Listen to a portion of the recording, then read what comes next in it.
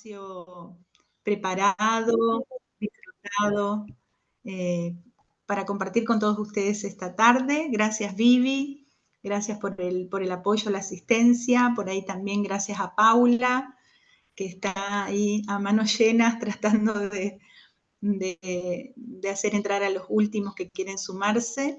Así que bueno, bienvenidos, veo caras conocidas, caras nuevas, muy bienvenidos a esta tarde.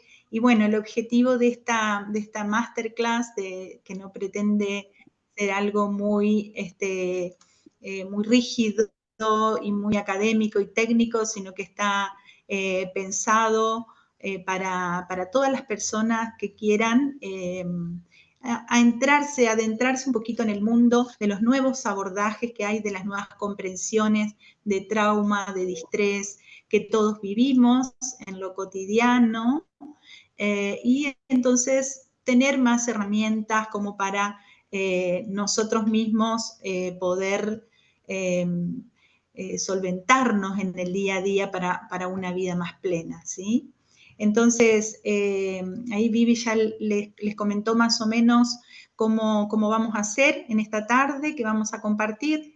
La idea es hacer unos 40 minutos aproximadamente de un contexto teórico donde podamos basarnos y después abrir un espacio bastante amplio de aproximadamente quizás 30 minutos para que podamos compartir las preguntas que ustedes tengan para hacer y ver por ahí las inquietudes de ustedes hacia dónde nos llevan, ¿sí? Así que, bueno, desde hace mucho tiempo se viene hablando de trauma, pero de una manera como muy lineal, ¿no? Generalmente cuando pensamos en trauma o en estrés, digamos, pensamos en una manera como experiencias extraordinarias que nos suceden y que nos dejan marcados, ¿verdad? Bueno, los nuevos abordajes y las nuevas comprensiones de la fisiología humana nos demuestran otras cositas que vamos a ir charlando hoy que les quiero compartir. Entonces, voy a compartir la pantalla para ir charlando sobre unas imágenes que nos van a ayudar también a que estos conocimientos, comprensiones, nos vayan llegando también a través de la vista, ¿no? No solo de lo auditivo. Cada tanto voy a dejar de compartir pantallas para ir haciendo intercambio con ustedes. Ahí estarían viendo, ¿verdad? Bien. Sí, ¿Me pueden responder si se ve? Bien. Bien, muy bien. Bueno, entonces, le llamé a esta charla del reptil al mamífero, ¿no? Un gran paso de millones de años y ahora vamos a ir viendo paso a paso qué podemos comprender de esto. No crean que hemos dejado atrás algo de lo evolutivo, sino que todo va quedando con nosotros. Todo es parte. Ahora, conocer esas partes es lo que nos da más capacidad de fluir en la vida. Trauma es una palabra que viene del griego que significa trauma y que quiere decir herida. Y su uso se remonta a Hipócrates en el siglo V antes de Cristo. Ya se usaba y se la reintroduce desde el latín en 1693 aproximadamente. Se lo usaba para referirnos a traumatismos físicos, ¿no? Heridas y contusiones físicas, como se lo usa todavía en la medicina clínica y traumatológica. Y en 1984 en 1894 se lo empieza a usar en inglés y se lo comienza a usar asociado al trauma emocional, como shock o choque, ¿no? Por las experiencias difíciles vividas. Sigmund Freud nos hablaba del trauma como una ruptura de la barrera protectora ante la estimulación que origina un sentimiento abrumador de impotencia. Vayan viendo acá las ideas que ustedes tenían de trauma, cómo la van viendo los diferentes referentes. Peter Levine a esto le agrega que es la pérdida de la resiliencia en el sistema nervioso. Y entonces, hablando de resiliencia, si bien hoy en día es una palabra muy conocida, podemos solamente para tocar de qué estamos hablando, resiliencia viene del latín, que quiere decir resilio, y que quiere decir rebotar o volver algo atrás. En realidad es un término que se usa de la física de los elementos. Los elementos son resilientes cuando, por ejemplo, como esta gomita que yo la puedo retorcer y vuelve al estado normal después de una presión, y hay materiales más y otros menos resilientes. Y esto se asoció a la psiquis humana, ¿no? Y quien empezó a usar este término fue el doctor Bowlby en 1988, cuando él comprobó que los niños institucionalizados, hospitalizados, huérfanos, que con poco contacto humano morían o quedaban, sufrían de marasmo, porque no tenían contacto, no tenían caricias, ¿no? Y estaban totalmente institucionalizados en su crecimiento. Luego Boris Cyrulnik, un conocido psiquiatra francés, populariza el término y de ahí hoy en día todo el mundo creo que hoy sabe qué quiere decir resiliencia. O sea, es nuestra capacidad de rebotar con más o menos enteritos a los traumas o impactos de que la vida nos va proponiendo de todo tipo, ¿no? Bueno, en el DSM, que es como el manual que clasifican todas las enfermedades mentales a nivel internacional, se habla desde 2013 recién de trauma y trastorno de estrés postraumático. Y dicen que es cuando la persona ha estado expuesta a un acontecimiento traumático en el que han existido dos características. Una, que la persona ha experimentado, presenciado o confrontado con uno o más acontecimientos que implicaban amenaza de muerte o perjuicio real o amenaza para su integridad física o la de los demás. Y una segunda característica necesaria, que la persona ha respondido con temor, desesperanza o intensos estados de horror. Así lo toma el DSM hasta la fecha, porque no hay todavía un DSM-6, y también introduce el tema de trauma complejo o trauma de desarrollo y el trauma por estrés extremo. Entonces, por ahí andan a nivel internacional desde la manera oficialmente aceptada internacionalmente de abordar el trauma.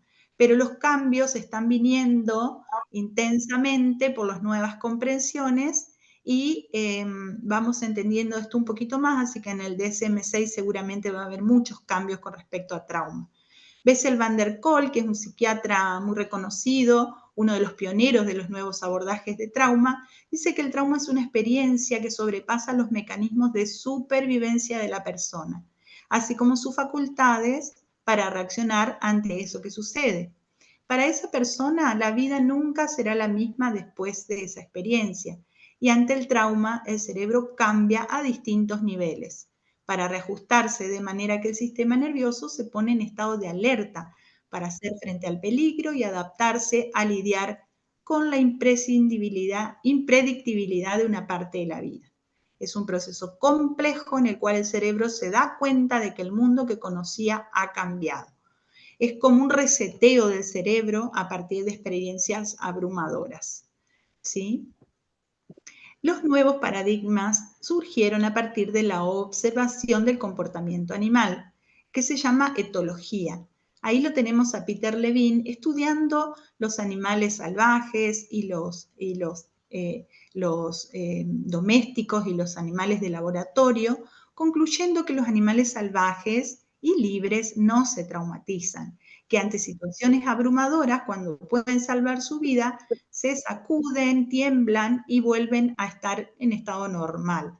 En cambio, los animales de laboratorio domésticos sí se traumatizan y tienen entonces una conducta muy parecida a la del ser humano, o mejor dicho, el ser humano tiene una conducta de traumatización semejante a la de los animales domesticados o los de laboratorio.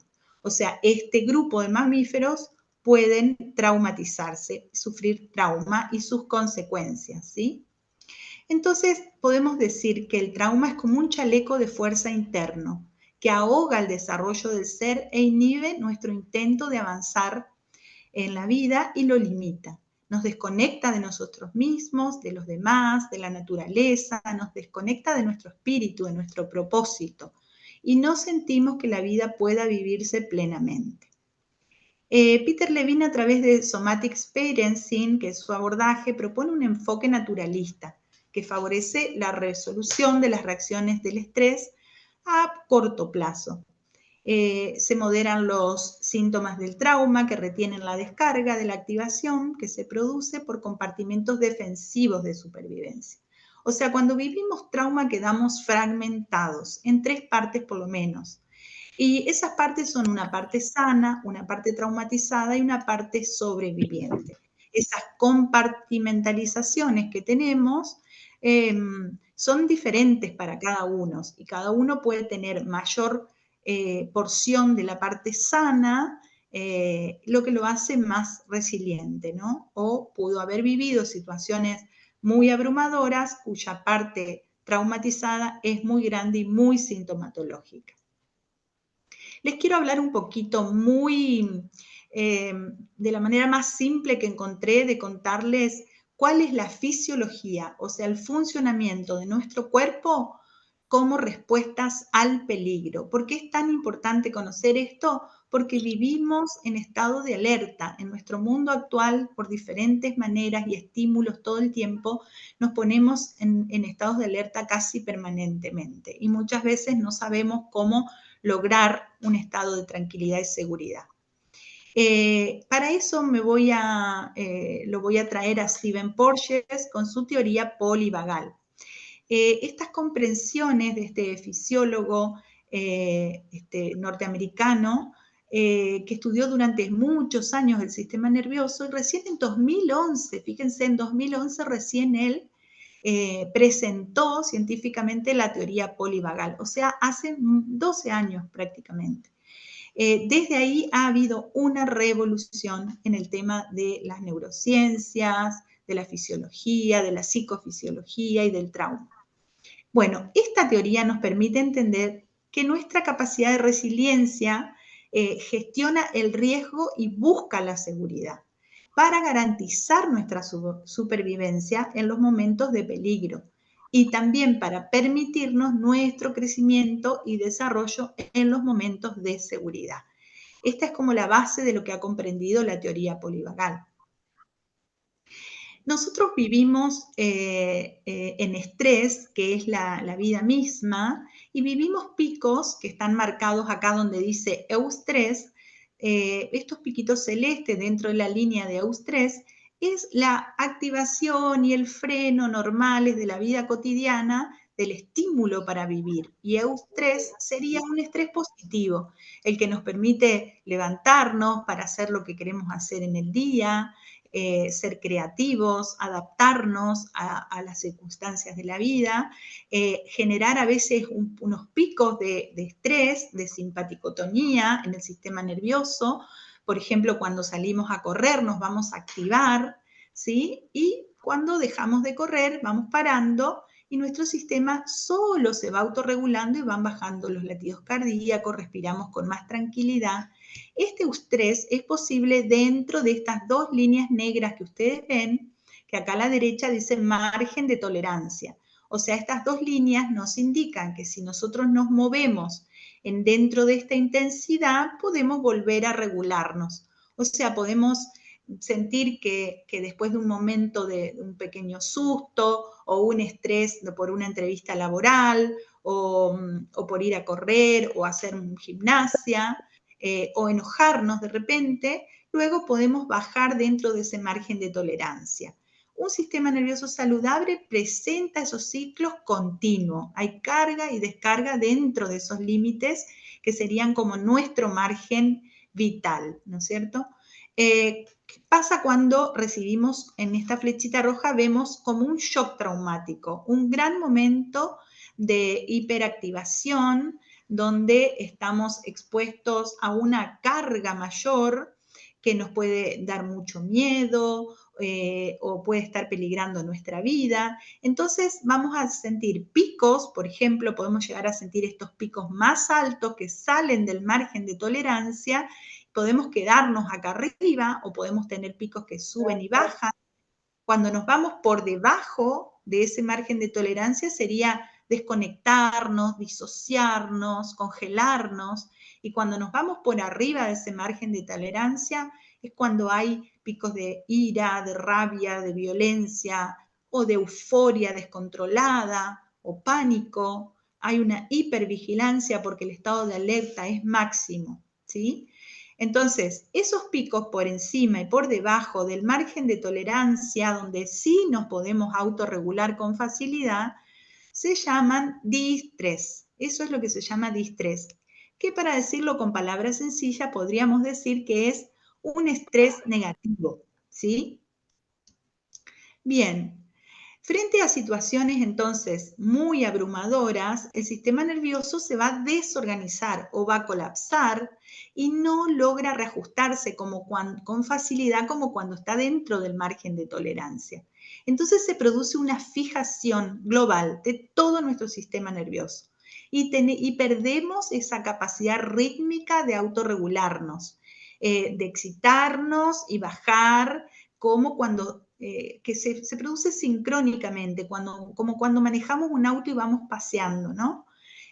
Nos podemos orientar, saber dónde estamos, qué nos está pasando y estar realmente en el presente y estar fluyendo con la vida. Todo eso queda colapsado, secuestrado y como si nos pusieran como un casco, ¿no? Como que nos nubla la percepción de la vida, a pesar de que la situación peligrosa o amenazante haya pasado. Entonces vamos a tener acá una gran activación tanto del sistema simpático, que es el gran acelerador, como del parasimpático, que va a tratar de regular estas funciones extremas. Pero esa gran desregulación nos va a llevar también a un mayor colapso, que es como un congelamiento, que es como cuando vamos a estar aquí debajo, ¿sí? Bueno, las situaciones abrumadoras que vivimos no dependen del acontecimiento en sí mismo. Esto tenemos que tenerlo muy en cuenta, sino que hay tres características que tenemos que pensar y comprender para las situaciones que vivimos individualmente. Y estas tres son que esa situación sea demasiado pronto, demasiado intensa o demasiado larga en el tiempo. Eso puede hacer que una situación sea abrumadora. Por ejemplo, un niño pequeño de 1 año o 2 años o un bebé que tiene frío a la noche no puede decir tengo frío o levantarse y buscar una colcha para taparse. Entonces, una situación de frío puede ser muy abrumadora para un niño pequeño, por ejemplo. En el caso de demasiado intenso, una agresión física, un abuso, una humillación muy grande, algo que estemos viviendo que sea demasiado, o una situación que no nos afecta a nosotros personalmente, pero que estemos viendo que está sucediendo a otro, ¿no? Una escena de mucha violencia, de personas que quizás no conozco, o un accidente. Entonces eso puede ser demasiado intenso para la persona que lo vive o la que lo está viendo. Demasiado largo en el tiempo es, por ejemplo, cuando algunas pequeñas cosas se reiteran a lo largo de la vida, ¿no? Y se hacen como si fuera lo natural para esa persona. Entonces pueden ser situaciones de no estar contenido, un niño, por ejemplo, que no esté contenido, que no esté acompañado, o que sea desvalorizado sistemáticamente por sus padres o en la escuela, o que sufra bullying, por ejemplo. Entonces se van sumando y son largas en el tiempo y también producen un impacto abrumador, ¿no? O, por ejemplo, no es lo mismo se paró el ascensor y bueno, quizás está 2 o 3 minutos atorado y ya logra salir adelante y bueno, ya se soluciona el problema. Pero si uno queda atrapado en un ascensor durante más horas, entonces la situación puede llegar a ser muy abrumadora para el sistema nervioso, ¿sí? Bueno, pero la naturaleza ha provisto a todos los animales, incluido al ser humano, de un sistema nervioso que siempre, a pesar de estas situaciones de distrés y de desregulación, de alguna manera van a tratar de recuperar el equilibrio perdido, ¿no? Entonces, cuando se bloquea la capacidad autorreguladora, los síntomas de trauma que se desarrollan son una manera de contener la excitación o la activación no descargada. Porque frente a una situación peligrosa, yo genero muchas hormonas, adrenalina, cortisol, que me preparan para enfrentar esa situación o para huir de esa situación. Y si eso no es posible, esa carga queda atrapada y eso que queda atrapado, el sistema nervioso también tiene que saber luego cómo gestionarlo o qué hacer con eso. Y ahí van apareciendo los síntomas. Entonces, la filogenia nos trae toda la evolución. Muchos habrán oído hablar de los tres cerebros en nuestro, ¿no? En nuestro sistema nervioso central, el cerebro reptiliano, límbico y la corteza humana, que es la más evolucionada, pero tenemos los tres, o sea que el reptil también vive en nosotros. Ahora, cuando usamos algunos mecanismos reptilianos, los seres humanos pagamos un alto costo por tener que usar esos recursos que filogenéticamente están presentes en nosotros para ser usados y para nuestra supervivencia, pero tienen un precio más alto que para los reptiles. Ahí les voy a contar un poquito más de qué se trata esto. La evolución entonces nos aporta un principio organizador, que son los circuitos neuronales que regulan, por un lado, el comportamiento social y de seguridad, y por otro lado, las estrategias defensivas frente al peligro. Esas estrategias defensivas son dos: la movilización y la inmovilización. La movilización está dada por la lucha o huida, enfrentar o irme de una situación, ¿sí? Eso tiene una carga de movilidad, o sea, ahí hay una activación de la parte simpática del sistema nervioso autónomo. Y cuando se evalúa que no se puede luchar o huir, aparece la inmovilización, que es contenerse o fingir la muerte, o sea, quedarme quieto, porque no puedo responder con respuestas de movilización. ¿Sí? Y esto vayan pensando cómo esto se nos da en la vida cotidianamente, ¿no? Si estamos en una reunión de trabajo donde de repente nos sentimos humillados o incómodos y quisiéramos irnos, por ejemplo, de ahí, pero sin embargo nos quedamos porque por educación, por miedo, por lo que sea, no hacemos lo que nuestro sistema nervioso tendría ganas de hacer para sentirse a salvo, ¿no?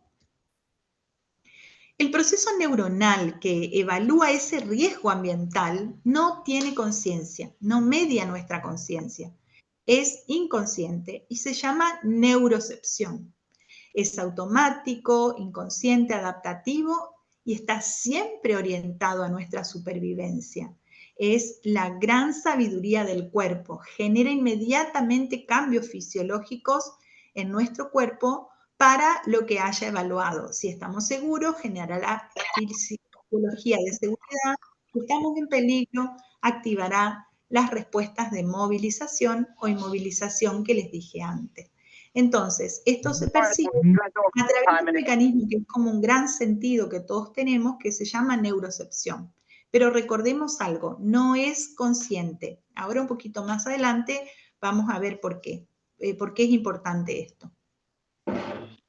Bueno, los reptiles entonces están representados en nosotros a través de lo que se llama el cerebro reptiliano, pero de ahí nacen algunos nervios y el principal es el nervio vagal, que nace en el tronco cerebral. Es un nervio amielínico y es el que puede producir, bajar totalmente los latidos cardíacos, lo que se llama bradicardia, para que los mamíferos, los reptiles y toda la gama intermedia puedan fingir la muerte ante el predador, lo que se llama tanatosis, ¿no? ¿Qué pasa? Que para los reptiles y anfibios, ellos pueden estar inmóviles durante horas sin riesgo para su vida, porque sus cerebros son muy pequeñitos y necesitan muy poco oxígeno.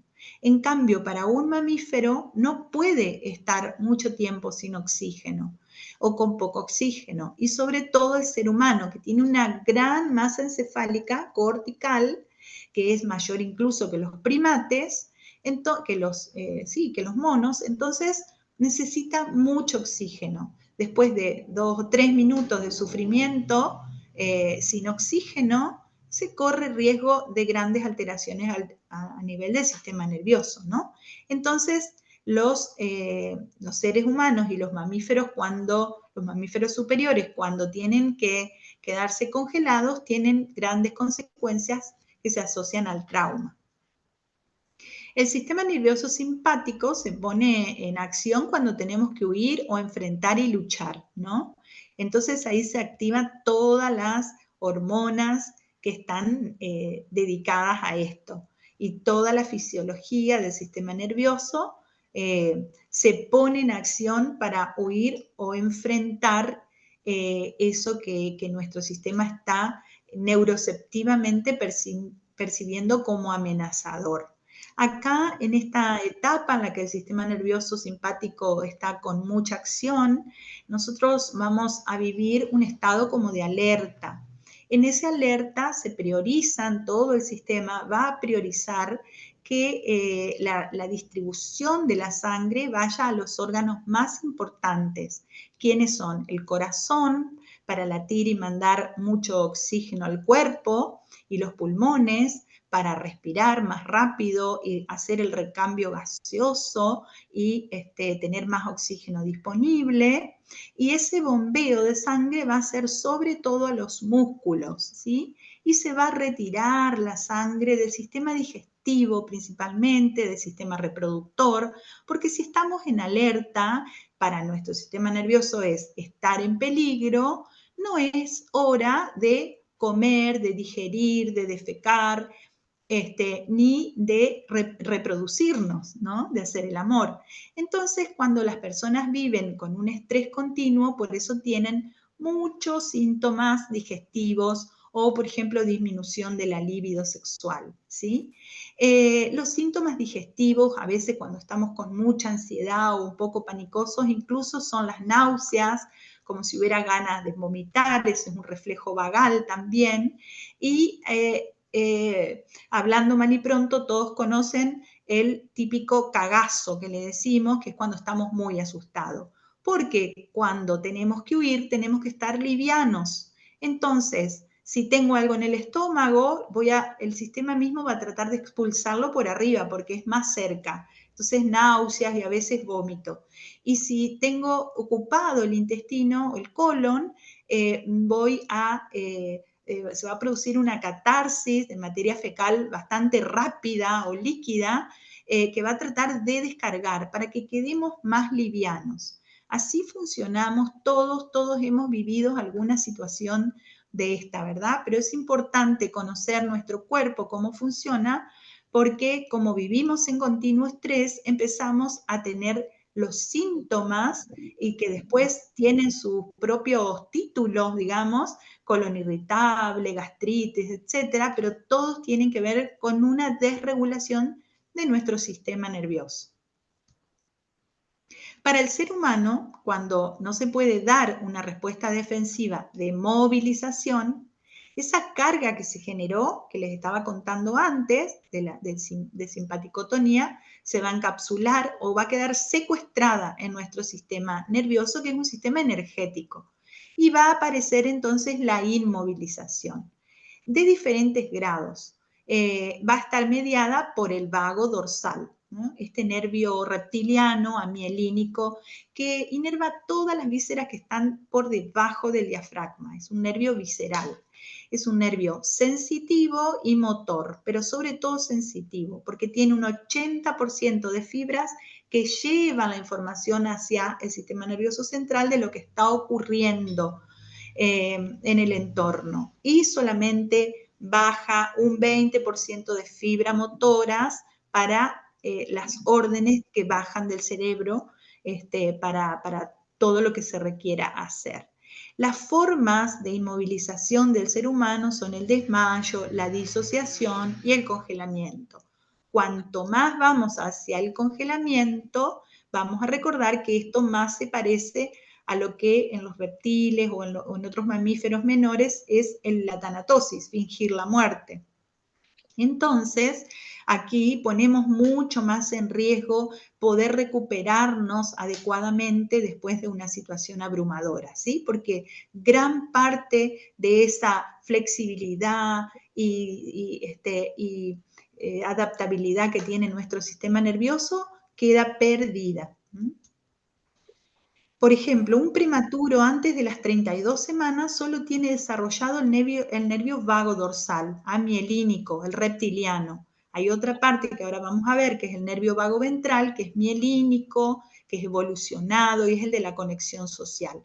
Un prematuro no lo tiene. Entonces, un prematuro actúa como un reptil en su incubadora, ¿no? Por eso se ha visto a través del estudio de lo que es la bradicardia neonatal, que es la bajada muy baja de la frecuencia cardíaca e incluso la muerte súbita, está asociado con el precio, ¿no?, que a veces podemos pagar para la sobrevivencia a través de la acción de este nervio vago dorsal o reptiliano.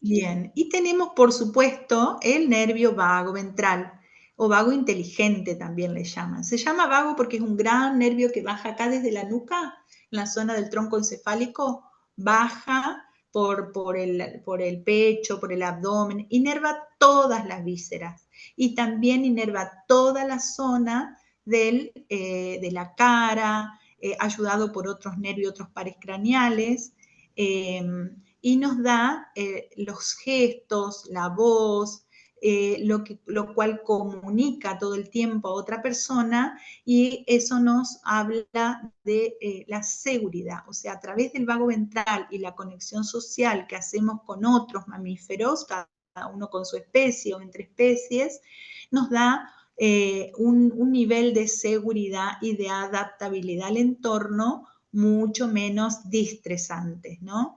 Y esto es como lo resiliente, lo que no permite la traumatización. Entonces, ¿cómo es la fisiología de la seguridad? Bueno, sentirnos seguros no es igual a la ausencia de amenaza.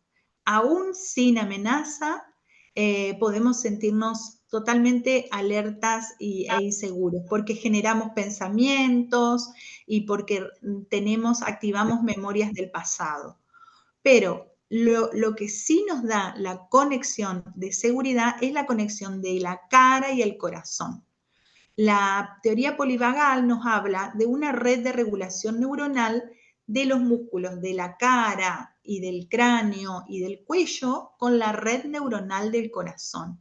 Hacen una simbiosis esto y se ha estudiado mucho cómo afecta a la frecuencia cardíaca. Entonces, la conexión de las miradas, la mirada de los rostros, los gestos, nos comunica y enseguida podemos saber si nos sentimos, neuroceptivamente vamos a saber si nos sentimos seguros o en peligro. Las expresiones faciales, los movimientos del cuello y la vocalización, la prosodia, que es cómo entonamos la voz. Eso está dada por la regulación también neuronal de la faringe y la laringe, ¿no? Y eso todo va a transmitir información. Fíjense si yo les hablara así. Las expresiones faciales, movimientos del cuello, vocalización, prosodia, entonación dada por la regulación de la faringe y la laringe. Sin ninguna expresión, se vuelve monótono. Bueno, así también hay muchos trastornos neurológicos y psiquiátricos que alteran la prosodia y que nos hace un lenguaje diferente, ¿no? Entonces, la búsqueda de la seguridad es el gran punto de partida para gozar de una vida plena. Estas comprensiones se juntan con comprensiones antiguas, pero la diferencia para muchos es que ahora esto está comprobado científicamente. Entonces va a ir tomando un rumbo quizá estable de concientización de todas las instituciones sociales, ya sea de la medicina, de la educación, de la seguridad, para ver cómo podemos unos a otros corregularnos, ¿sí? Sentirnos a salvo, ahora sabemos que es un elemento muy relevante para el proceso de sanación, aprendizaje y desarrollo. Hemos visto o hemos vivido muchas veces, y yo que vengo de la medicina, la forma en la que se trata o se comunican diagnósticos y pronósticos con un lenguaje totalmente desafectivo, congelado, porque los médicos y muchas profesiones de ayuda, los médicos para sobrevivir en todo lo que ven y hacen, tienen necesariamente que disociarse o congelarse. Entonces, los bomberos, los médicos, bueno, todo el personal que trabaja con otras personas, los asistentes sociales, los médicos forenses, necesitan una disociación o un congelamiento para poder estar frente a lo que están, porque son seres humanos y el impacto que provocan las imágenes desarrolla lo que se llama trauma secundario, como les dije hoy anteriormente. Entonces, el trauma se va transmitiendo sin que querramos, ¿no? Porque de repente soy un médico que comunico un diagnóstico y un pronóstico de una manera fría y choqueante para la persona. Muchas veces las personas dicen, cuando me dijo lo que tenía, ya no escuché más nada. Sentí como un ruido en la cabeza y ya no me acuerdo más nada, o a partir de ahí no sé qué más me dijo, ¿no? Entonces, eso nos habla del gran shock que produce a veces la intervención de otro ser humano porque no media una comprensión del daño que podemos hacer. Lo mismo con el aprendizaje, los niños que están en alerta y que no se sienten seguros en su hogar y en la escuela, no pueden aprender. Su sistema nervioso está en alerta, no va a haber sangre en las zonas del cerebro que tienen que ver con el aprendizaje, con la memoria, con la creatividad, ¿sí? Y así no podemos desarrollarnos adecuadamente. Bueno, entonces comprender nuestra necesidad como seres humanos de sentirnos seguros, pero no sentirnos seguros de cerrar todas las puertas, poner las alarmas, ponernos 3 o 4 barbijos, sino la seguridad neuroceptiva, ¿no? La seguridad que emana de todo mi sistema nervioso, que es inconsciente, ¿recuerdan? Entonces, cuando entendamos esto, los sistemas necesariamente van a ir desembocando en estrategias sociales que nos permitan ser más receptivos, invitar a otros en esa corregulación mutua de la búsqueda de la seguridad entre todos. Al centrarnos en las sensaciones corporales, la carga retenida, la descarga, vamos teniendo acceso poco a poco y de forma segura a las energías altamente activadas que están en nuestro sistema nervioso. Y podemos aprender a liberarlas y resolver esos síntomas traumáticos. Pero la forma de liberarlas es una manera muy gradual. Es como si agarraran un globo inflado, desatado, y le hicieran como ¿no? Soltar en el aire poco a poco, como cuando jugamos cuando somos chiquitos. Sin embargo, si a un globo inflado y desatado lo soltamos, se desinfla caóticamente, ¿no? Sabemos lo que pasa. Entonces, la forma de trabajar con esa carga retenida en nuestro sistema nervioso para poder liberarla poco a poco es gradual, tiene su técnica y a veces también sucede, esa descarga sucede sola. Por ejemplo, cuando temblamos después de una cirugía, los temblores son descarga de esa parálisis, de esa invasión que hubo al cuerpo y de ese congelamiento que no nos permite luchar o huir porque estamos anestesiados. Entonces, cuando vamos saliendo de la anestesia, el sistema nervioso necesita recuperar o completar los movimientos de lucha-huida que no pudo hacer y hay muchos temblores en el cuerpo. Esos temblores en el cuerpo, sépanlos, porque si ustedes mismos o alguien cercano sufre de temblores postquirúrgicos o en un accidente, cuando sufrimos un accidente también pasa eso, son muy bienvenidos porque es la manera que nuestro sistema nervioso tiene de regular la gran carga sorpresiva que hemos vivido de repente por un accidente o por un largo rato mientras somos inmovilizados con la anestesia y invadidos con una cirugía, ¿sí? La medicina convencional todavía no sabe esto y cuando el paciente se queja mucho por los temblores porque son muy desagradables, yo los he sentido, así que doy fe, y uno pide que se haga algo. Entonces se pone un diazepam, que es un miorelajante fuerte, y la persona se tranquiliza. Pero ahí estamos inhibiendo, sin saberlo, un proceso totalmente necesario para el cuerpo, para descargar la carga, y luego vamos a tener síntomas postraumáticos de una cirugía, pero ni lo vamos a asociar que fueron por ese hecho, digamos. Bueno, la psicobiosistémica es un abordaje integrativo que he creado a partir de las formaciones en las que he hecho durante los últimos 24, 27 años y forma parte de promover la autorregulación de cada uno de nosotros a través de sus cargas traumáticas, descargas y, por supuesto, la capacidad de resiliencia. Abordando también las memorias traumáticas familiares, sistémicas y sociales que también llevamos en el sistema nervioso, ya que los traumas no resueltos en generaciones anteriores viven en nosotros y en nuestro sistema nervioso.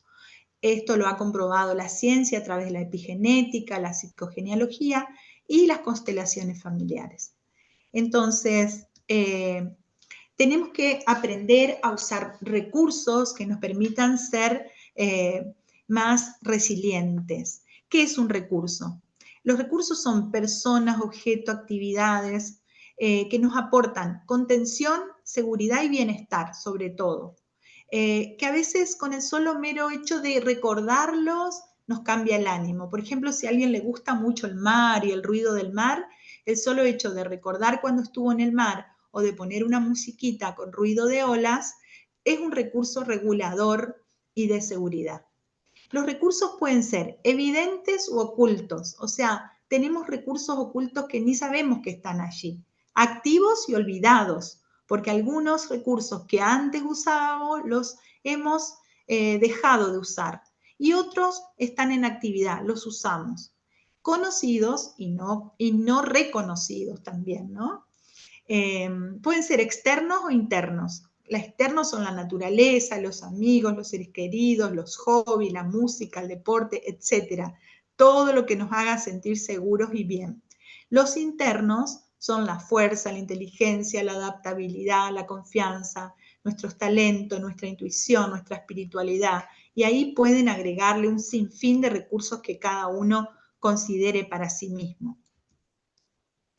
¿Qué pasa con las personas traumatizadas? Pierden sus recursos o los olvidan. Si el trauma fue muy precoz, o sea, en la infancia, el trauma de desarrollo, la persona tiene pocos recursos. Puede ser que se aferra a una mascota o un peluche o una flor y tiene que crearse conscientemente más recursos para su vida actual. Bueno, acá les voy a dejar, sáquenle foto a la pantalla si quieren, un ejercicio para el hogar. Hagan una lista de recursos externos y una lista de recursos internos. A medida que van recordando los recursos olvidados o los no reconocidos, los van agregando a lo largo del tiempo. Es una lista que los puede acompañar mucho tiempo. Tu resiliencia se va a ir aumentando a medida que sepas usarlos a esos recursos y que los tomes y los uses en los momentos adecuados, en los momentos estresantes, y van a promover tu autorregulación. Por lo tanto, también la corregulación con otras personas. Más tarde no podía, al poco más o menos podía respirar. Otra pregunta que les dejo, como para que ustedes la piensen, es ¿cuál crees vos que es el recurso innato más valioso que aún conservamos? ¿Y cuál crees que es el recurso interno más valioso que necesitas desarrollar para vivir con mayor seguridad? Esta pregunta, la segunda, quiero que la pienses, que la sientas a partir de un poco de todo lo que hablamos. Y la primera te la voy a contestar. el recurso innato más valioso que aún conservamos y que va a estar presente hasta el último momento de nuestras vidas es la capacidad de nuestro cuerpo de autorregularse. Nosotros vamos a aprender a entenderlo y a generar y a propiciar la forma para que la inteligencia y la sabiduría propia del cuerpo entren en acción, sin que interfiramos tanto, porque nosotros interferimos y obstaculizamos la autorregulación del cuerpo y del sistema nervioso. Bueno, ahora los voy a guiar en un ejercicio y después van a venir las preguntas. Este ejercicio en el que los quiero guiar es a percibir las sensaciones sentidas en el cuerpo. Esta es la base fundamental de todo esto que estamos hablando. Si no sabemos percibir lo que siente nuestro cuerpo, no vamos a poder autorregularnos, o nos va a costar, o no vamos a entender cómo. Se hace a través de la percepción. La percepción, distinto de la neurocepción, que es inconsciente, la percepción es consciente. Entonces vamos a percibir las sensaciones de nuestro cuerpo y las vamos a dividir en tres. Agradables, vamos a sentir que algunas partes de nuestro cuerpo se sienten de forma confortable o agradable en este momento. Otras zonas van a estar en disconfort, van a tener alguna sensación desagradable que la vamos a tratar en nuestra mente de nombrar, en nuestra mente nomás. Un peso, una opresión, un dolor, una puntada. Y también vamos a sentir zonas neutras, sensaciones neutras. Esas, depende de cómo esté el ambiente, van a ir para un lado o para el otro, ¿sí? Entonces, los voy a invitar, aquí ya terminó mi exposición y la parte que les quería compartir, y los voy a invitar ahora, antes de la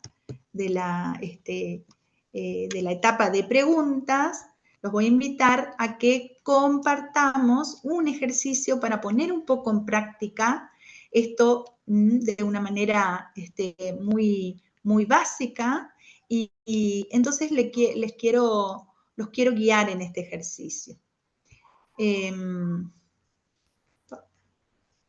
Bien. Paula, ahí no estoy yo anclada. ¿Puede ser que no esté anclada? Bien. Voy a mirar un poco la... Bueno. Bueno, ahí quiero mirarle un poquito las caras. Háganme alguna seña de cómo van. Pulgar para arriba, pulgar al medio, pulgar abajo. Ya los voy a escuchar. Ya los aburrí con tanta charla, así que ahora me toca escucharlos a ustedes. Querida Norma, hola. Bueno, y después vamos a charlar juntos un poquito y vamos a hacer intercambio. A ver, que los quiero ver a todos. ¡Ay, qué lindo verlos! Bueno, entonces, este ejercicio que les voy a guiar ahora, lo pueden usar diariamente y también lo pueden usar para aquellos que facilitan procesos grupales, ¿no? Porque después que haga el ejercicio le voy a marcar bien 3 tips que tienen que tener en cuenta para este ejercicio. Y recuerden que tanto les sirve a ustedes como para estar con otras personas o para ayudar a corregular los grupos, ¿sí? Bueno, entonces, ¿empezamos? Bien, todos los micrófonos apagados. Vamos a sentarnos cómodamente, dejar lo que tengan en la mano, la virome, el mate, el café, lo que estén tomando, lo dejan a un costadito. Bien. Y vamos entonces a ir primero con los ojos abiertos a lo que se llama orientación, que es una de las principales cosas que pasan automáticamente desde la neurocepción, pero la vamos a hacer consciente, la vamos a llevar a la percepción. Entonces vamos a orientarnos conscientemente. La neurocepción ya está orientada, no necesita de nuestra conciencia, ¿recuerdan? Pero nosotros vamos a jugar un poco con esto y entonces vamos a ir a la conciencia. y nos vamos a orientar.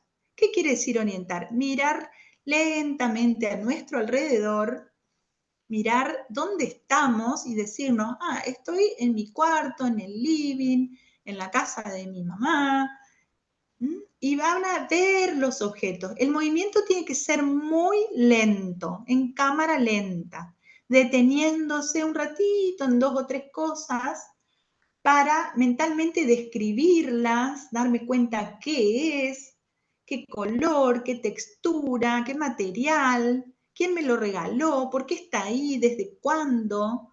Y voy reconociendo algunos objetos y voy sintiendo qué va pasando en el cuerpo cuando voy haciendo este pequeño ejercicio de orientación. ¿Qué me va devolviendo las sensaciones corporales, conscientes? ¿Qué siento? ¿Qué me va pasando en el resto del cuerpo? Van registrando internamente la vivencia y la experiencia de cada uno. Después la vamos a compartir. Bien. Entonces ahora vuelvo, y a los que tienen la galería con muchas imágenes en la computadora, van a orientarse con respecto a otros mamíferos que tenemos enfrente, ¿sí? Entonces vamos a mirarnos las caras y vamos a mirar qué me voy a detener en una cara, un ratito, cualquiera, total, nadie sabe a quién estamos mirando, y vamos a registrar qué me pasa en mi cuerpo y qué me parece la mirada de esa persona. Ese contacto con esa cara, ¿qué me devuelve? Me hace sentir segura, tranquila. Nosotros como seres humanos enseguida le agregamos un prejuicio, ¿no? O sea, está enojada, está triste, algo así. Enseguida juzgamos, pero tratando de dejar eso un poquito de lado, ver la experiencia corporal que vivimos mirando a una persona. Y ahora saquen la mirada de esa y vayan a otra persona. Miren a otra. Registren la experiencia corporal, registren qué les va pasando, qué van sintiendo.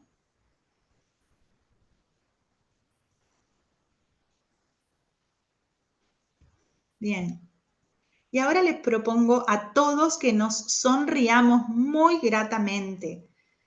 Entonces vamos a reírnos, vamos a reírnos, vamos a dibujar en nuestra cara la mejor sonrisa que tengamos y vamos a mirar un rostro sonriente también. Pero hagamos un esfuerzo, que sea un regalo para nosotros mismos y para la otra persona. Nuestra mejor sonrisa. Miran a una persona y sienten como que esa persona las está mirando. Bien, ¿qué pasa en el cuerpo? Registren el cuerpo. Miran a otra persona. De paso vamos ejercitando los músculos de la sonrisa, que son unos cuantos que se ponen en activación. Bien. Y perciben qué pasa en el cuerpo con estas experiencias.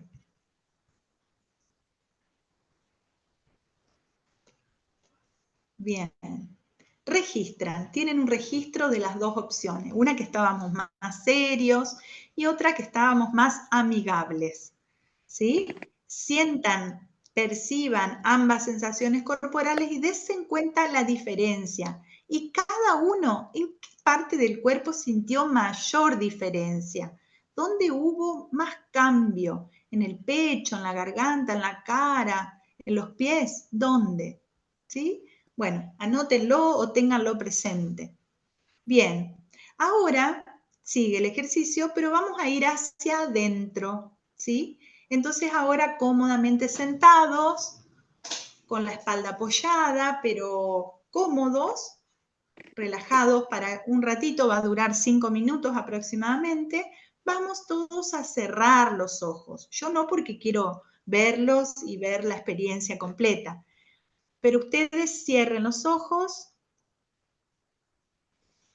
y vayan a la percepción, a la atención de las sensaciones sentidas en el cuerpo. y van a recorrer todo su cuerpo. No tiene que quedar parte que no la hayan recorrido con la atención, dándose cuenta de las zonas neutras, de las zonas desagradables y de las zonas agradables y presentes, que están allí tranquilas. Es solo una evaluación, no me propongo nada más que observarme, sentirme, darme cuenta qué va pasando ahí. Entonces hago un recorrido de todo el cuerpo, trato de que no quede ninguna parte sin percibir. Y por ahora trato de no hacer nada voluntariamente, solo observar lo que va pasando.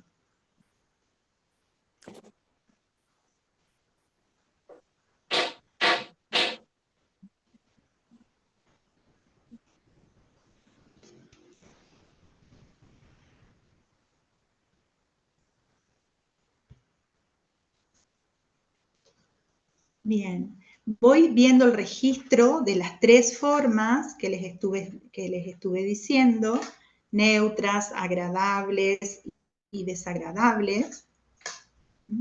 Y entonces vamos a entender que las partes desagradables tienen carga de formas abrumadas del sistema nervioso. Podríamos decir memorias traumáticas encapsuladas, tienen carga.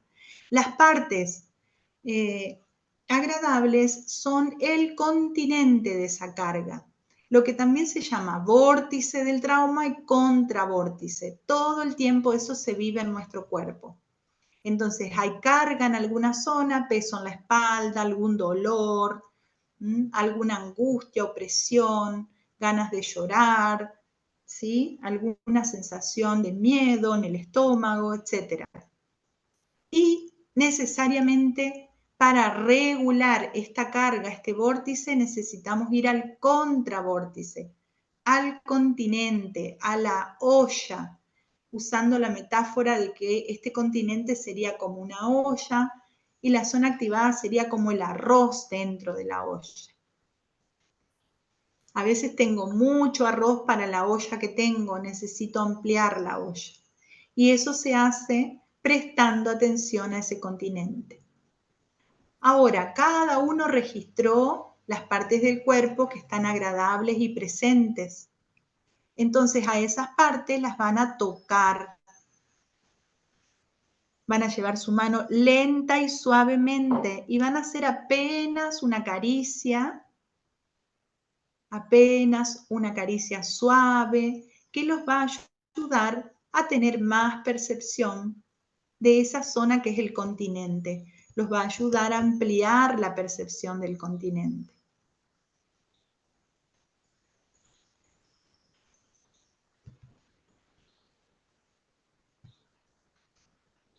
La sigo acariciando, le voy dando atención, no solo con la mente en este momento, sino también con las manos.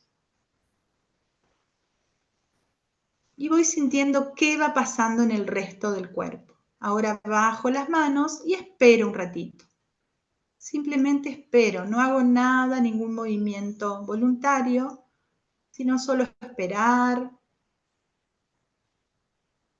y ver qué movimientos se producen en el cuerpo. Me voy a dar cuenta por las sensaciones corporales que voy percibiendo, que van a ir cambiando, porque van a ir sucediendo cosas en el cuerpo.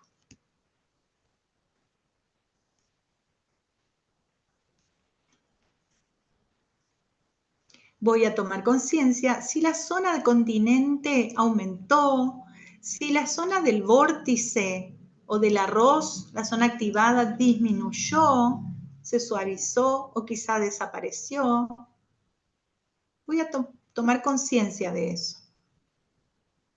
Y ahora voy a permitir, algunos ya lo están haciendo, que el cuerpo se mueva muy lentamente según lo que necesite. Escucho el cuerpo. No hago los movimientos que siempre hago para sentirme más cómoda. Escucho el cuerpo y hago pequeños y lentos movimientos que el cuerpo los pide. dejo que el cuerpo los haga libremente. Solo regulo que sean lentos, suaves.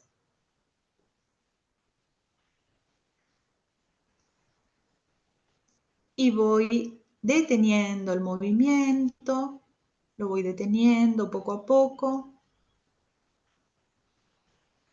Y espero para ver la experiencia en el resto del cuerpo. ¿Qué sucedió de manera global en todo el cuerpo? ¿Qué sensaciones me devuelve ahora? Puedo sentir quizás ganas de bostezar. Eso ya es una descarga del sistema nervioso. Y lo hago con toda la expresión del bostezo, no lo detengo, lo expreso lentamente y totalmente. Puedo sentir que algunos musculitos tiemblan un poquito o hay vibraciones en las manos o en alguna zona.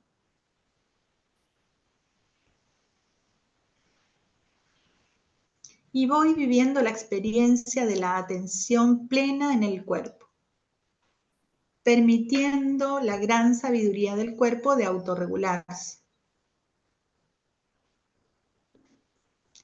Ahora voy a llevar las manos a cualquier parte que yo sienta que el cuerpo la necesita. Puede ser incluso a una zona activada o a una zona continente.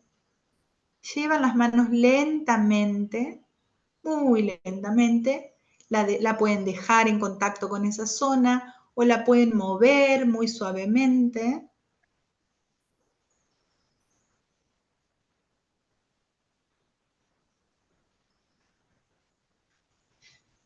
Y a su vez van sintiendo que se produce en todo el resto del cuerpo.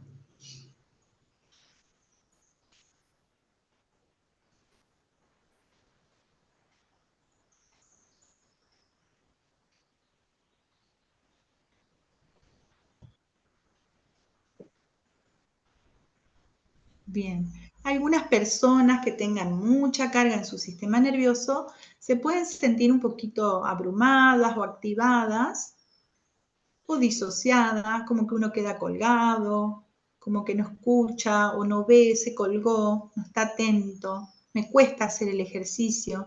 Eso es normal. Tengan paciencia y practíquenlo todos los días si pueden. Ahora voy a dejar entrar a mi percepción los ruidos externos. Más allá de mi voz, voy a prestar atención a lo externo en la casa de ustedes.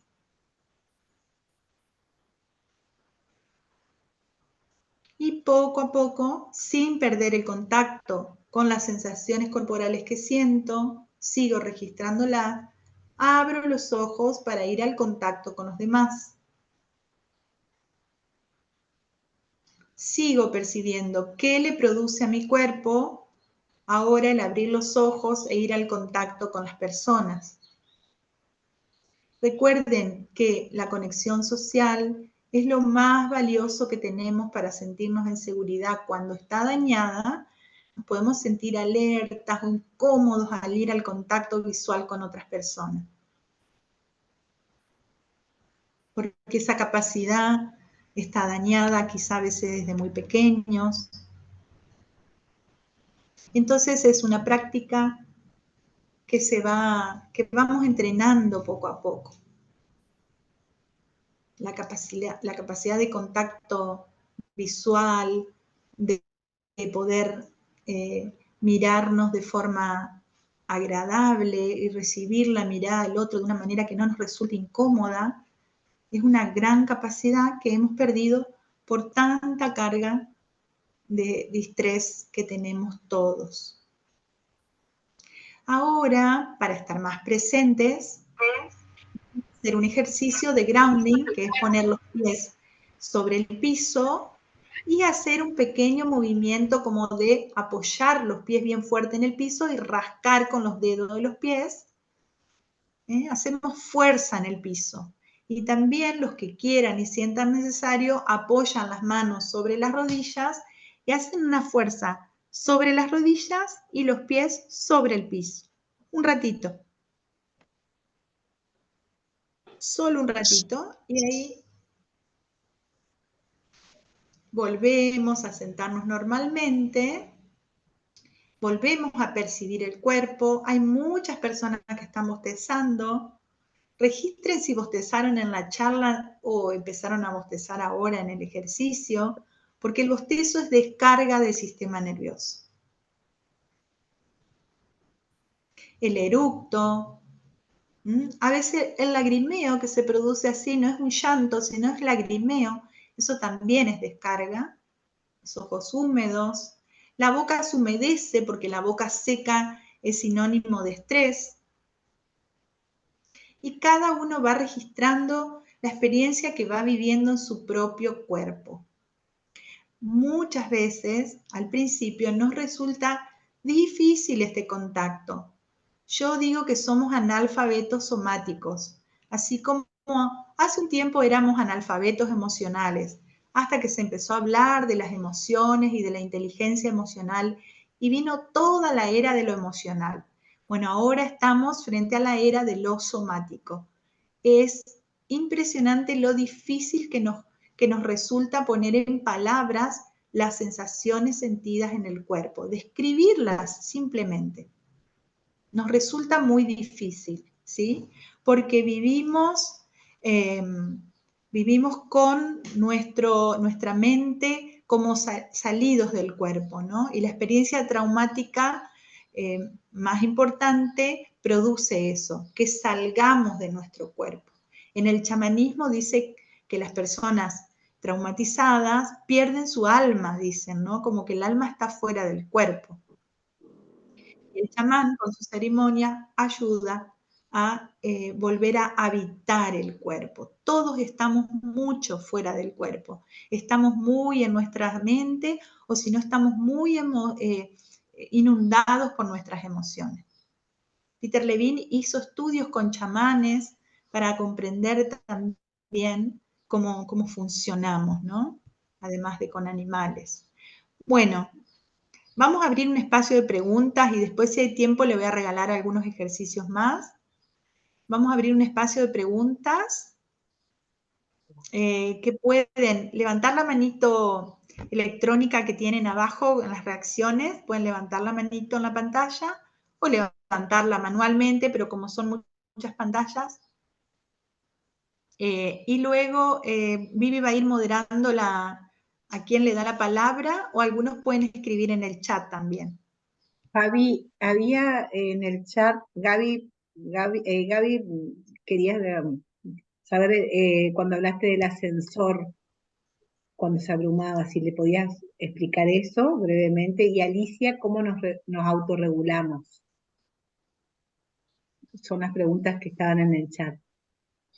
Bueno, lo del ascensor fue un ejemplo para decir que una situación puede ser abrumadora porque dura mucho tiempo, ¿no?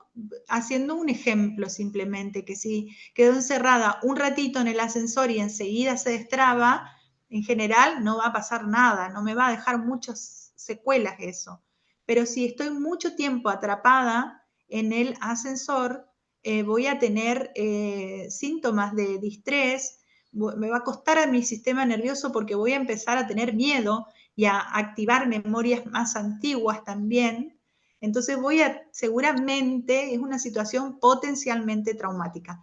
Muchas situaciones son potencialmente traumáticas. Que sean trauma y que dejen secuela depende de cómo las vivimos, pero no cómo las vivimos mental y emocionalmente, sino cómo las vive nuestro sistema nervioso y cuánto puede procesar de eso. Y esa disponibilidad, y ahí ya estoy contestando la otra pregunta, esa disponibilidad de autorregularnos también depende de todas nuestras experiencias anteriores, ¿no? Volviendo al ejemplo de la olla y el arroz. La olla es nuestra capacidad de resiliencia, nuestro continente, las partes del cuerpo que están tranquilas. Siempre hay algo que está tranquilo y está presente, aunque sea el dedo pulgar o la oreja, alguna parte hay.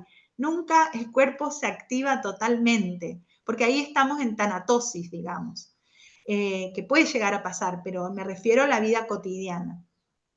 Entonces tenemos que buscar esa zona que es nuestra olla para tratar de ampliarla.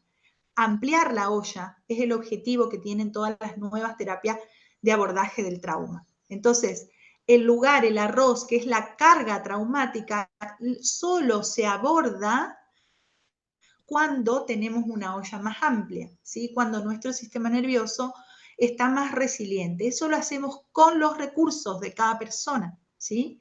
Todos tenemos recursos, sabemos cada uno. Un recurso para mí no es el mismo que de otra persona. Por ejemplo, para mí un recurso es respirar hondo y soltar el aire despacito. Una persona que ha tenido trauma respiratorio, por ejemplo, se ha ahogado o ha tenido circular del cordón al nacer, la respiración puede no ser un recurso para esa persona. Vos le decís, respira hondo y siente que se activa, ¿no? Entonces no es un recurso para esa persona. Al contrario, ahí está el vórtice traumático. Hay que buscar otros recursos. Bueno, ¿alguna otra pregunta? Bueno, gracias. La pandemia fue abrumadora. Sí, la pandemia fue abrumadora por lo nuevo, lo distinto globalmente que muchos países, casi todos vivieron. Entonces fue una experiencia global de trauma social y global, y además a eso se agregó el trauma familiar según cada familia vivió la situación, con las experiencias que cada uno vivió, y además el trauma individual, lo que cada una de las personas vivió individualmente. Siempre estamos atravesados por esos tres paradigmas, ¿no? El trauma individual, familiar o sistémico y social o global. Cada uno de esos tipos de trauma tiene su sintomatología en nosotros mismos, en las familias y en las sociedades. Pero sí, estoy de acuerdo. La pandemia fue una gran experiencia de la que también vamos a sacar mucha fuerza y mucha resiliencia, porque en todo el trauma tiene atrapada una cantidad de energía que cuando esa energía traumática es bien canalizada, las personas tienen una fuerza maravillosa para salir adelante. Hay muchos psiquiatras especialistas en trauma que son sobrevivientes del Holocausto. Boris Cyrulnik, Gabor Maté, Víctor Frank, son sobrevivientes del Holocausto y se han convertido en grandes referentes mundiales del trauma. Bert Hellinger dice que el creador de las constelaciones familiares, que él no ha visto personas con mayor fuerza que aquellas que han atravesado y han podido integrar y superar grandes traumas en su vida. Y un ejemplo es él con su propia vida, aunque él cuando lo dice no se refería a él. Pero cuando conocimos su autobiografía, un año antes de que él muera, escribió su biografía, 2017, y murió en 2019, no, pudimos ver las grandes experiencias traumáticas que vivió a lo largo de su vida. Y así muchas personas, muchos referentes. Así que a no desanimarse con la carga traumática, a trabajarla para transformarla, ¿sí? ¿Alguna otra pregunta?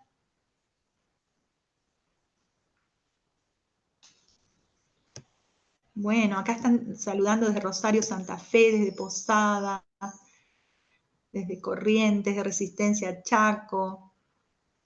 Muchas gracias. Bueno, ¿tenés preguntas, Vivi? Sí, ahí Santa Cruz, wow.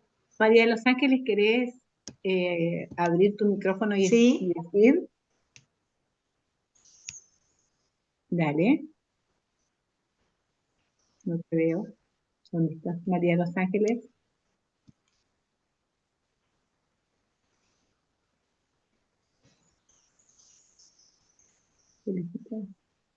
Bueno, si querés escribí. Dice, disculpe, no puedo.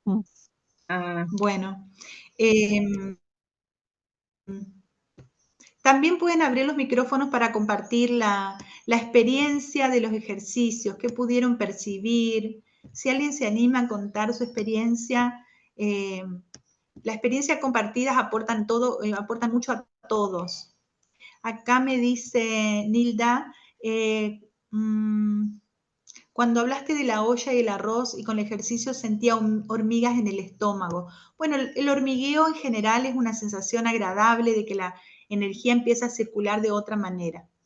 ¿Cómo hago para que mi hija supere su trauma? Me di cuenta cuando hicimos juntas una meditación, que era su primera vez, que tenía 13 años, pero ella no podía respirar profundo, sentía que se ahogaba y lloró. Me di cuenta que no era un recurso para ella. Bien, mirá, fue justo el ejemplo que yo di. Bueno, a no asustarse y hay que empezar a hacer ejercicios más corporales, más de tierra, enraizamiento, ¿no? Y que ella pueda ir gestionando su respiración sin premisas, digamos, que ella pueda ir regulando sola su respiración. Bien, tengo un hijo con discapacidad y varios... Ay, se me van para arriba las preguntas. Rosana está levantando también la mano, Rosana acá.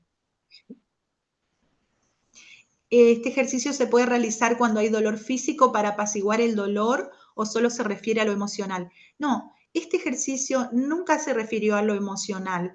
Este ejercicio es para el total de lo que somos, para nuestro sistema nervioso, para nuestro cuerpo, para lo emocional, para lo mental, para lo espiritual. Es poder regular nuestro cuerpo, que es donde habita todo lo demás que somos, habita en el cuerpo. Sin el cuerpo no estamos viviendo esta experiencia de vida.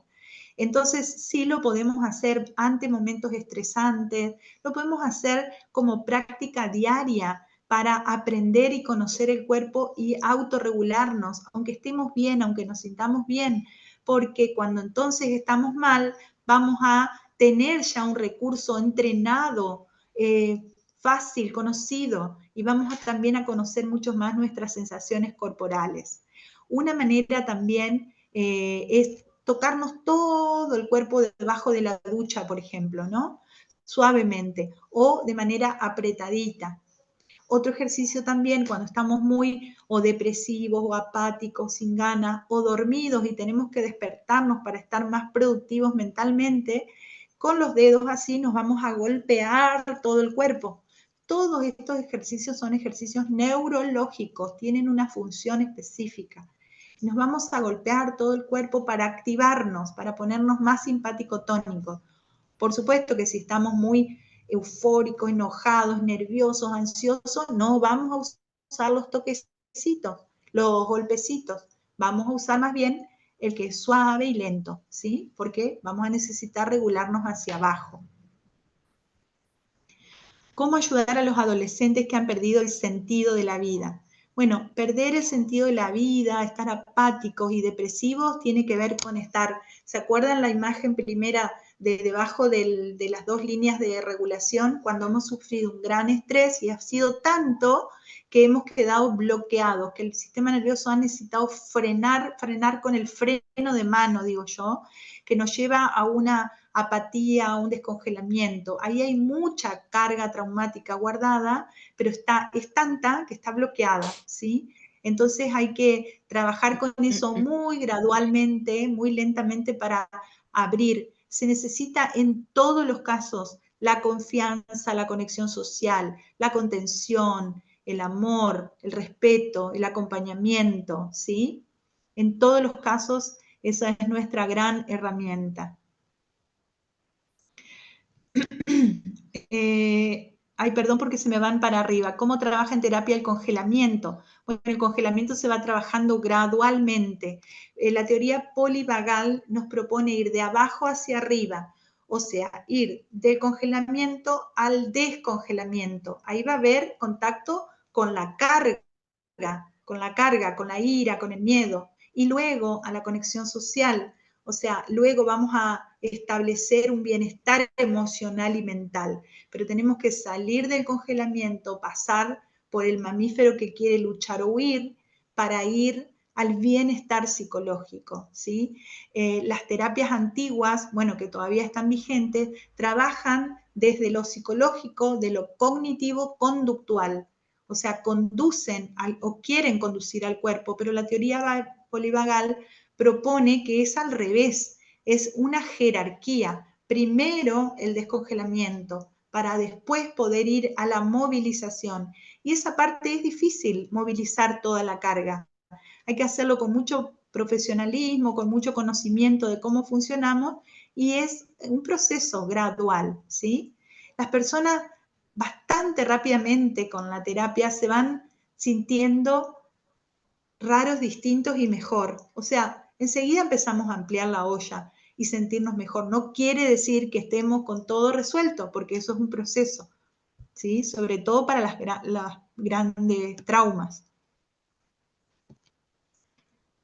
¿Cómo podemos actuar en el momento que me paralizó en una experiencia?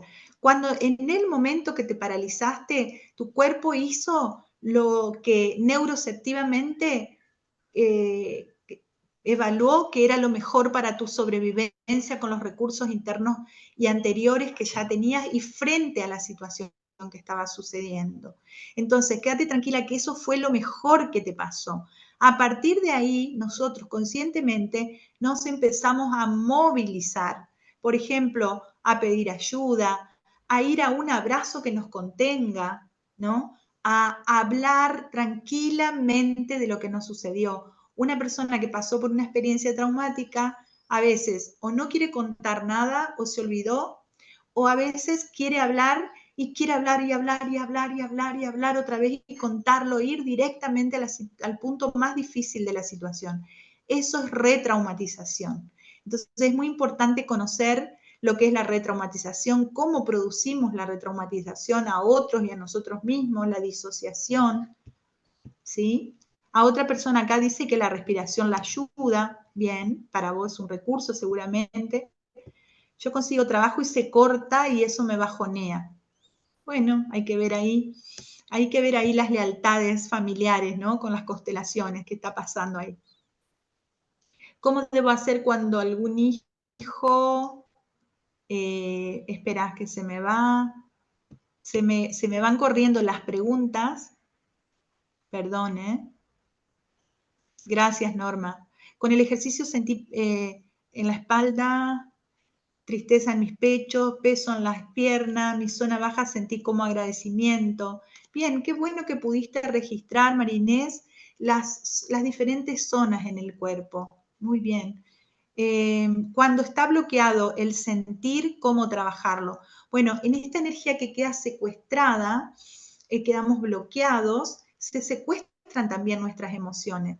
O a veces tenemos una olla pequeña y mucho arroz, y ese arroz a veces es miedo, desconfianza, celos, envidia, rencores, y está llena la ollita, nuestra capacidad de ese arroz. Entonces, no hay lugar en la olla. Trabajar con nuestro recurso en ampliar nuestra resiliencia hace que espontáneamente haya lugar para la alegría, para el amor, que es arroz también, ¿no? Pero es otro tipo de arroz. Fabi, Rosana está levantando la mano Bueno, acá. que abra el micrófono. Ahí tiene abierto. Ahí. Buenas tardes. Hola, hola Rosana. ¿Qué tal? Bueno, yo iba a hablar más del tema de la experiencia con respecto a cuando tuvimos que sonreír. Ajá. Eh, no había mirado que Vivi es la moderadora, digamos, y fue la cara que más me llegó y me Y te identifiqué conectaste. por la sonrisa. Eh, y la sentí genuina y la mía genuina y no forzada, digamos. Y después, cuando vos dijiste que miremos otra cara, miré la cara la tengo a María Julia Lorena de San Juan, y al lado había otra chica, ahora tengo a Gabriela Morroni, pero esa chica no era una chica de flequillito. Esa, ¿Y cuál fue tu esa chica experiencia? me transmitió, yo sentí angustia, curiosidad, sentí que ella sentía eso, angustia, curiosidad, y así como que estaba nerviosa. Bien, ahí lo que tenemos que ver y registrar, Rosana, gracias por tu pregunta, por tu compartir, es que muchas veces proyectamos en el otro lo que nosotros, el contenido que Sí, nosotros tenemos, ¿no? Entonces ajá, vamos a vivir una experiencia todos los demás que tenemos enfrente son mamíferos y nosotros somos mamíferos. Entonces, tenemos nuestra carga, ¿no? De experiencias anteriores no tramitadas, nuestra y de nuestros ancestros, ya sabemos que es así.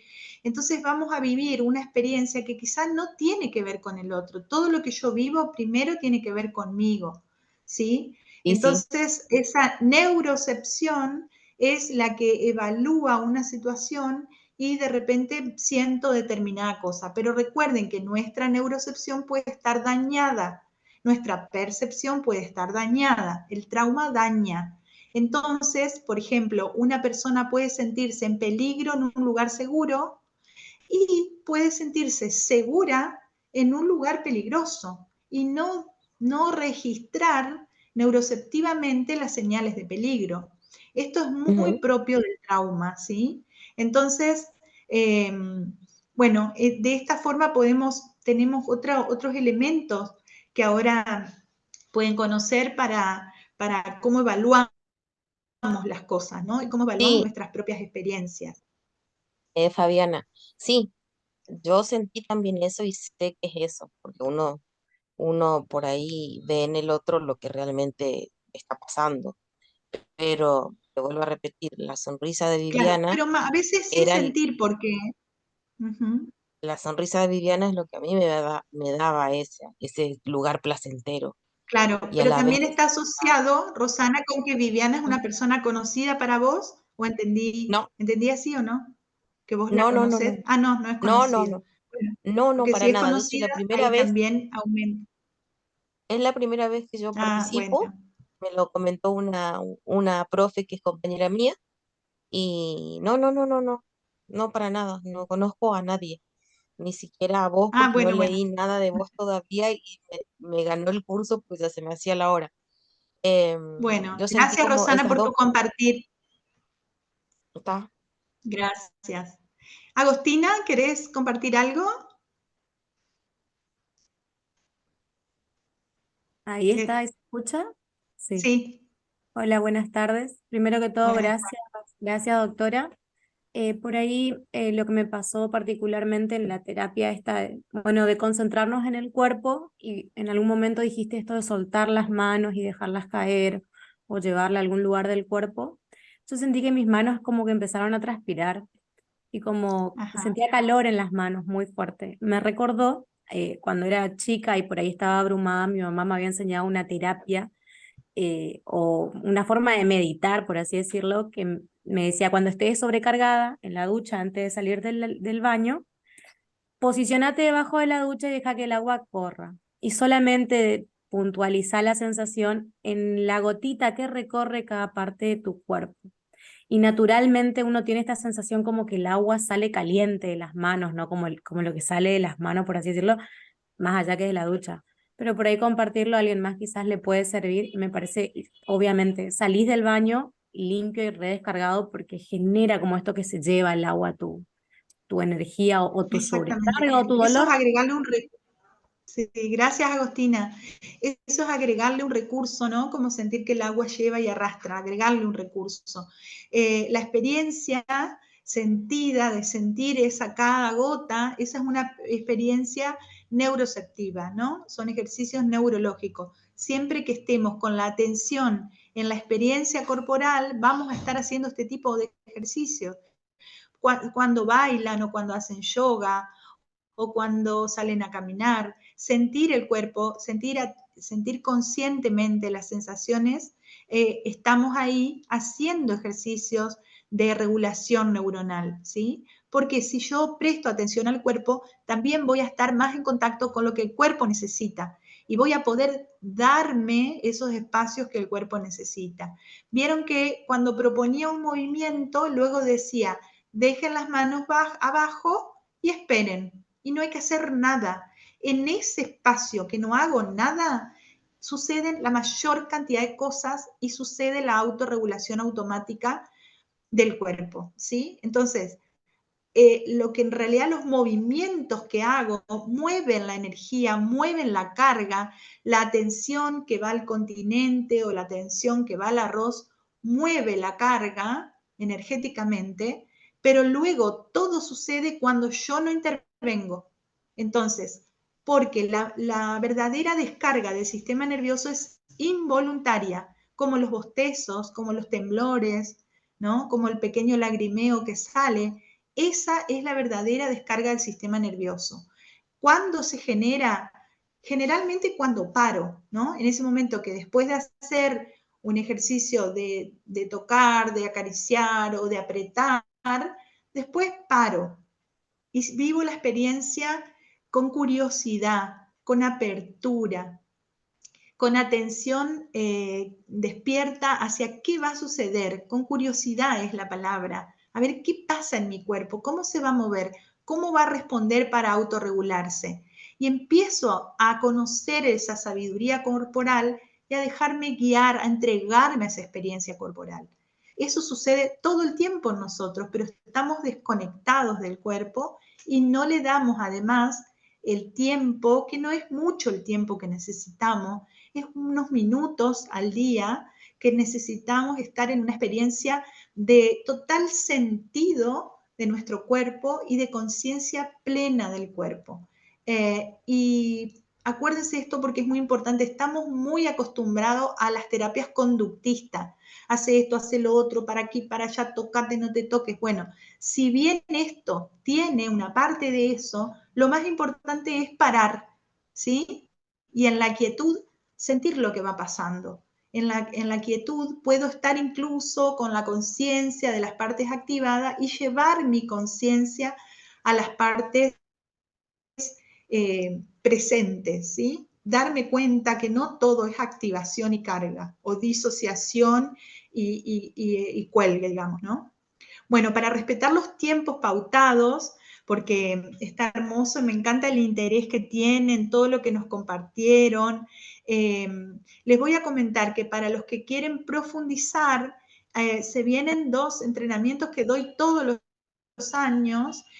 Ahora hay uno presencial el 16-17 de septiembre en Corrientes, de 15 horas de sábado y domingo al mediodía termina, y otro online que por primera vez los voy a dar fraccionado en 5 encuentros de 3 horas cada uno en octubre y noviembre, ¿no? Entonces no se hace tan tedioso estar tantas horas con tanto contenido, y podemos vivir la experiencia mucho más relajada. Vamos a hacer muchísimos ejercicios y vamos a hacer demostraciones en las que yo en cada encuentro voy a trabajar con 2 personas de las que estén haciendo los cursos para trabajar con ellas en la auto y corregulación.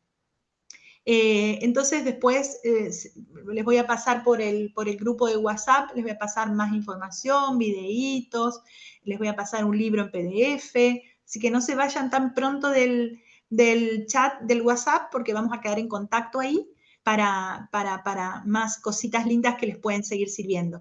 Y los que quieran profundizar para sí mismo o para usar esto profesionalmente, para acompañar a otras personas, ya saben, profundizar es lo que está ahí todo por ser visto, por ser comprendido y expandido para nuestra vida más plena. Así que bueno, quiero saludar acá a mis moderadoras y asistentes, querida Vivi, gracias por acompañarme una vez más. Ella también muy formada en trauma, en constelaciones, con organizaciones y empresas. Y Paula, querida, que siempre me acompaña, gracias por estar. Gracias a cada uno de ustedes por compartir este tiempito. Hay muchas personas que no pudieron estar y que pidieron verlo en diferido. Si alguno de ustedes quiere volver a verlo, nos pide el link. Para el lunes o martes ya vamos a tener el link, la carga de compartir este video completo nuevamente, si alguien quiere verlo otra vez. Ahí te estoy viendo, Gustavo, hola, Miguel, bueno, queridos amigos y colegas, y seguramente no vi a algunas personas. Gracias, querida Norma Ayes, desde Córdoba. Bueno, muy agradecida por la compañía de ustedes, porque, bueno, no tiene sentido lo que uno tiene o quiere dar si no hay personas que quieran tomarlo, recibirlo y luego llevarlo a sus vidas, ¿no? Así que les dejo un beso grande, seguimos en contacto y será hasta pronto. Hasta la próxima masterclass. Ahí pueden abrir los Gracias. micrófonos y saludar, Fabi. Pueden abrir los micrófonos y saludar a todos. Gracias, Bueno, doctora. Gracias de Resistencia Gracias a Chaco. todos, gracias. bueno, Beso gracias. grande. Gracias. Gracias. Gracias. Gracias.